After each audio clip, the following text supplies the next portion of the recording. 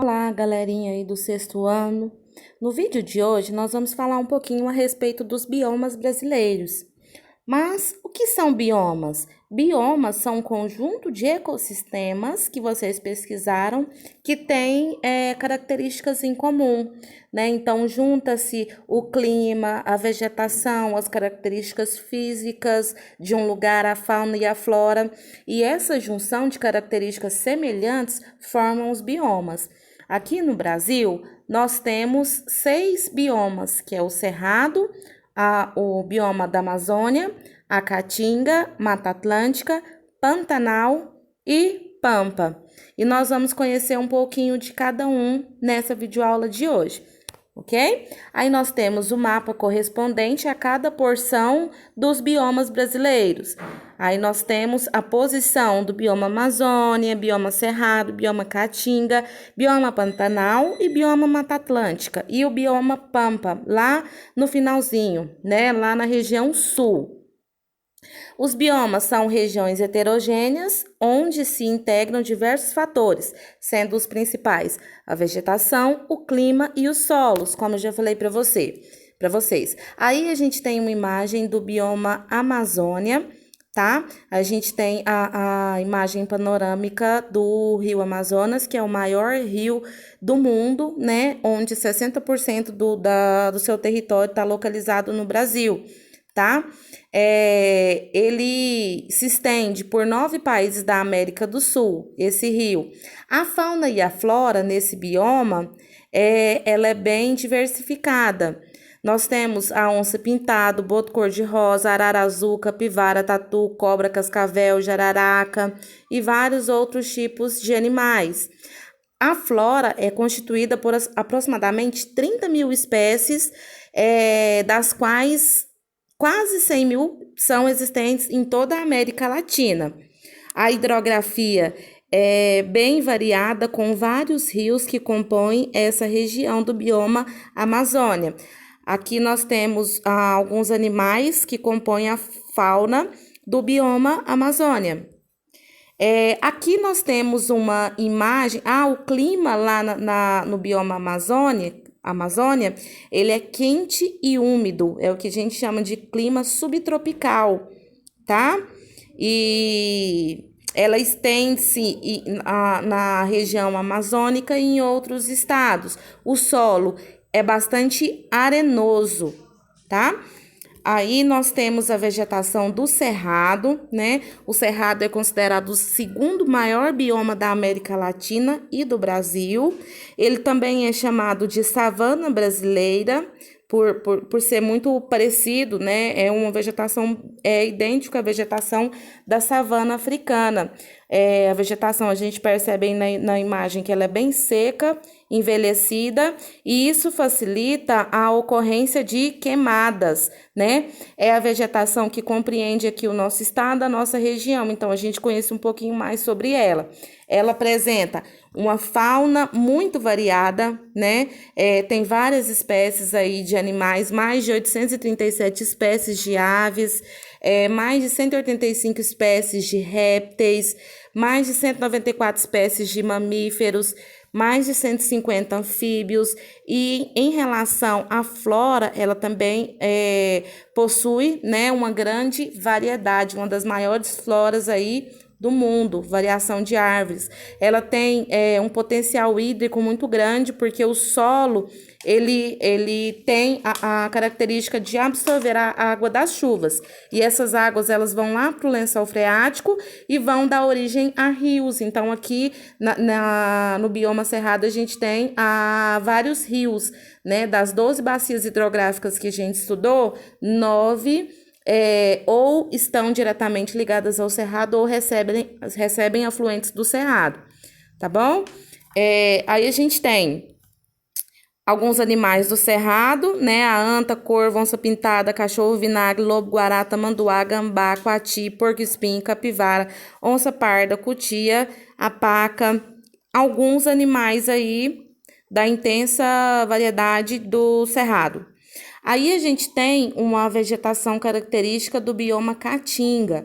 O bioma Caatinga ele corresponde a cerca de 11% do território brasileiro, ocupando grande região do Nordeste, uma porção ao norte de Minas Gerais. Esse nome ele tem uma origem indígena, né, que significa floresta branca, remetendo às características dessa floresta que a gente pode ver aí, muito seca, né? Ele é considerado o bioma mais seco e apresenta o menor índice pluviométrico do Brasil, ou seja, quantidade de chuva. Lá não chove muito, lá chove muito pouco.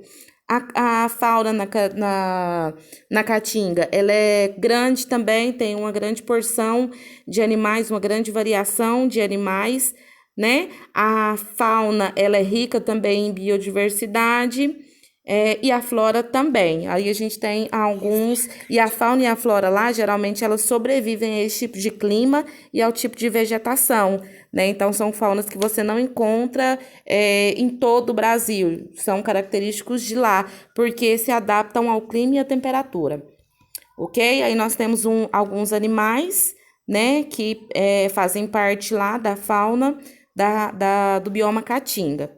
Aí nós temos uma vegetação que é o bioma, né, uma vegetação pertencente ao bioma Mata Atlântica, que ocupa cerca de 13% do território brasileiro e corresponde à parte litorânea do Brasil, né, a parte mais próxima ao mar, ao oceano. Também possui uma grande variedade de fauna e flora, né? Porém, esse bioma, ele sofre, é o que mais sofre com devastação, desmatamento, porque é a área que mais se desenvolveu no Brasil. Então, foram crescendo as cidades e foi desmatando, né? Tanto para ampliar as áreas urbanas, como também para produzir, né, o serviço da agricultura e também da pecuária. Tá? Então, hoje ela compõe uma pequena porção do nosso território brasileiro, mas ela era bem extensa. Aí nós temos a imagem de alguns animais, né, que fazem parte lá da composição do bioma Mata Atlântica. Aí nós temos um outro tipo de bioma que é o Pantanal. O Pantanal é considerado uma das maiores planícies alagadas do mundo. Por que planície alagada?